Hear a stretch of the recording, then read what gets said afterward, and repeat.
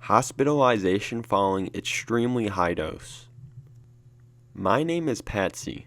I am a public access television producer and videographer in Texas. Last Friday on 6/1/07, I learned about your website, the hard way. I found out because my son called me about 8:30 p.m. that my 16-year-old son, Ellie, was acting strange and incoherent. My son, who worked all day, got home at about 8 p.m. to find him. I rushed home, which took about 25 minutes, and Alex said to me, "Look, Mom, watch this." He began to ask Ellie questions. Ellie was giving random answers. His eyes appeared to be dilated, and he had a wide-eyed look. His hands were shaking, so I knew he was probably having some sort of anxiety attack, and that his heart rate had to be very high. He walked around from one place to another, saying he was going to make something to eat, or that he had to pee, but he would only take a few steps and then go in another direction. I can see his mind was jumping around like a bouncing ball. My son Alex then showed me this document, the report which follows. I did not read past I was able to get 700 milligrams of the shit, and realized I needed to get him to a hospital fast. Luckily, he was cooperative when we told him we were taking him to play video games. He kept complaining that he needed to pee but could not. I emailed the Word document to myself and we sped to a hospital. I cannot tell you how terrified I was. I knew that this was bad because he was totally incoherent and definitely seeing things. He would say things randomly as if someone was talking to him. We would ask him questions to try and make him focus on us and not whatever it was he was seeing. He would yell things out during the drive to the hospital, such as, "Look at those mushrooms," and lean forward from the back seat as if what he was seeing was in the car. He also yelled out when we passed a familiar grocery store, "Look at Pikachu!" He appeared to be seeing characters from video games, but would also see things that scared him, because he would talk about something he saw and say, "That's scary." Thank God he documented what he did, because I would have not have had any idea. The doctor at the ER said it was too late to try to give him activated charcoal to absorb the drug, so they transferred him to the intensive care unit at a pediatric hospital. There, they stuck long tubes down his nose and down into his stomach and gave him some kind of medicine so he could pass the Dramamine. I am not a doctor, so I do not know the purpose of the tubes. They gave him fluids through an IV. The problem was he could not go to the bathroom. His heart rate was up to 140 beats per minute and his blood pressure was high, causing him to become hypertensive, which could lead to a heart attack. It took until about 3 a.m. for his heart rate to stabilize and his blood pressure to start to come down. He was in that dangerous state for about 15 hours. He started the drug at 1:30 p.m., way too much for the body to take. We later searched his room and found a gun that we own. Luckily, I had emptied the clips so there were no bullets in it. He pulled through and did not lose any organs, such as a kidney or liver, and did not go into convulsions. While I was at the first ER, I had my laptop with me, so I turned on the camera to record what was happening. The reason I decided to do that was because I know that most people do not remember what was going on when they overdose on something and can only listen to the hearsay of people telling them how they were acting or the danger they were in. I want to make sure he not only remembers, but relives it. I will be working on that video, and so he can see it and possibly post it to some of the websites I have as a warning.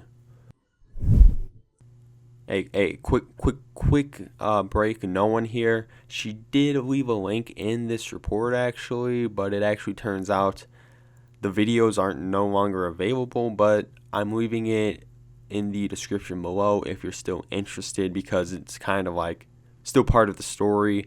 It's still a website, a blog. You can go check it out if you want to. I have to also tell you that although I believe in freedom of speech, I do also believe that minors need to be protected from misinformation. I read what your website states about Dramamine, and I believe it is definitely misleading and can cause irreparable harm to someone not smart enough to question what they read. I imagine that if someone lost a loved one to this drug, they may not be aware of your website and be able to post the information. But this family of drugs is definitely very dangerous and toxic to the body, possibly causing organ failure, heart attack, convulsions, and choking on vomit, not to mention backing up into the lungs, causing death.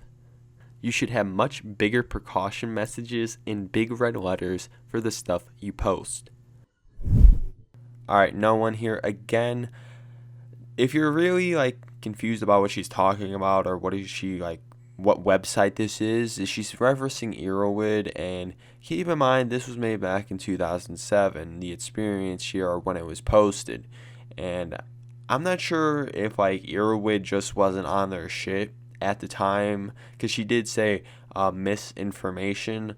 Maybe that was the case. I'm not sure. Or it could be more of a warning. Why isn't maybe at the time Erowid wasn't as cautionary as they are now.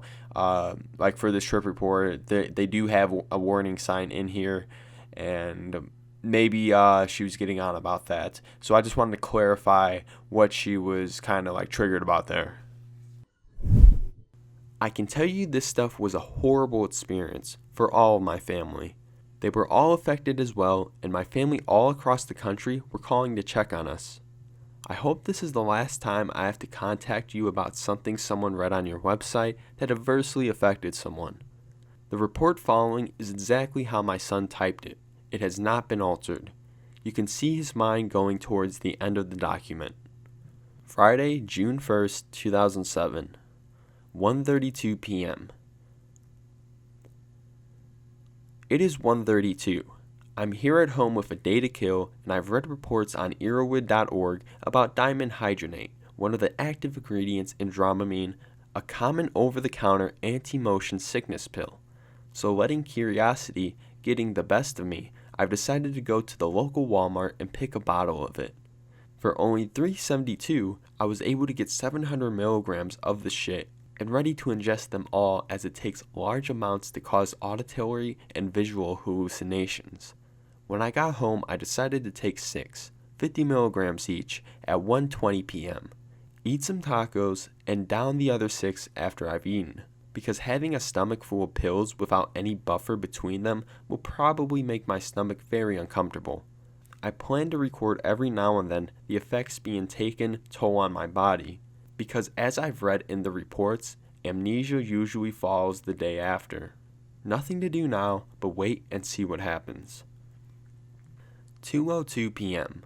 I've been sitting here at my computer playing spades, and I can already feel the Dramamine kicking in because my body is starting to feel tired.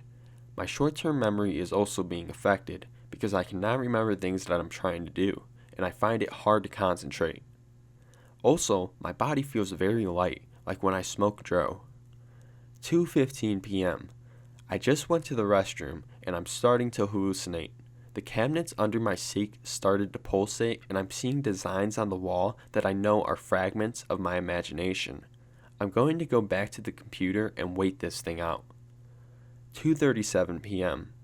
I'm sitting at my computer looking at the kitchen floor, and it seems to be moving, and I'm seeing something transparent slide across the floor, in and out of the carpets and in the fridge. Also, I'm starting to get a warm sensation through my body, like when I've taken painkillers, such as acetaminophen. 2:55 p.m. My body is very drowsy right now, and I feel like going to bed, but I know if I want to get my money's worth, I have to stay up and awake. 5:54 p.m. Being unsatisfied with the first dosage, I've decided to get more. I got 2 more bottles, 1,200 milligrams, and just downed them with soda. Surely this will be a crazy trip, because altogether I've ingested 1,800 milligrams. 6:39 p.m. I have been sitting at my computer waiting for the trip, and so the speakers to my compute are walking, and I